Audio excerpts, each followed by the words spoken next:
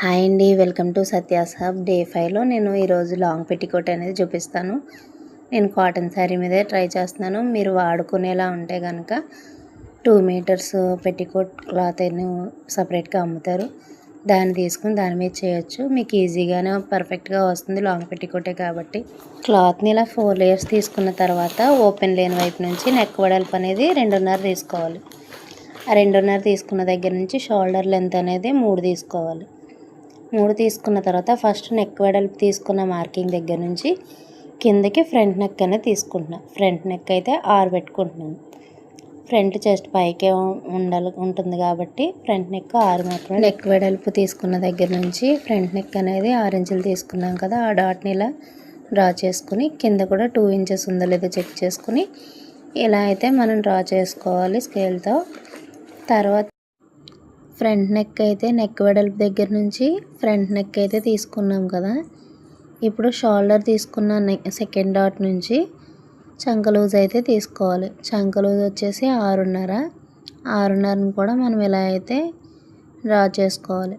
చేసుకున్న తర్వాత చంక లూజ్ ఎండింగ్ దగ్గర నుంచి బాడీ లూజ్ అయితే తీసుకోవాలి. బాడీ లూజ్ వచ్చేసి 11.5 దగ్గర నుంచి మనకి కింద వరకు కూడా 11.5 వచ్చేలా స్ట్రైట్గా కింద వరకు అయితే లైన్ గీసేసుకోవాలి.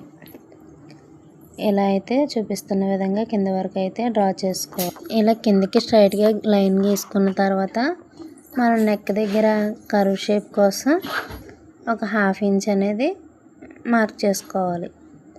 నెక్ దగ్గర 1/2 ఇంచు, చంక లూజ్ దగ్గర 1 ఇంచు. ఇది మనం బ్లౌజ్ అయినా పిల్లల ఫ్రాక్స్ అయినా దేనికైనా సరే ఇదే ఈ లెంత్లో తీసుకుంటాం మనం కర్వ్ షేప్ కోసం. మనం ఇలా కిందకి డ్రా చేసుకున్న తర్వాత ఇక్కడ బాడీ లూజ్ దగ్గర నుంచి మనం కట్స్ ఎంతవరకు పెట్టుకుంటామో అక్కడ వరకు ఇలా షేప్ని అయితే డ్రా చేసుకోవాలి. ఇలా కట్స్ పెట్టుకునేంత వరకు ఇలా డ్రా చేసుకున్న తర్వాత మనం గీసుకున్న డ్రాని బట్టి కట్ చేసేసుకోవడమే. కట్ చేసుకున్న తర్వాత స్టిచ్చింగ్ వీడియో అయితే ఎలా చేయాలో చూపిస్తాను. మీకు ఇది ఈజీగానే వస్తుంది. యూజ్ చేసుకుంటాను అనుకునే వాళ్ళు వైట్ క్లాత్ మీద డైరెక్ట్ పెట్టికోట్ క్లాత్ మీద కట్ చేసుకుని స్టిచ్ అయితే తీసుకోవచ్చు. నేనైతే యూజ్ చేయను కాబట్టి శారీ క్లాత్ మీద అయితే ట్రై చేస్తున్నాను.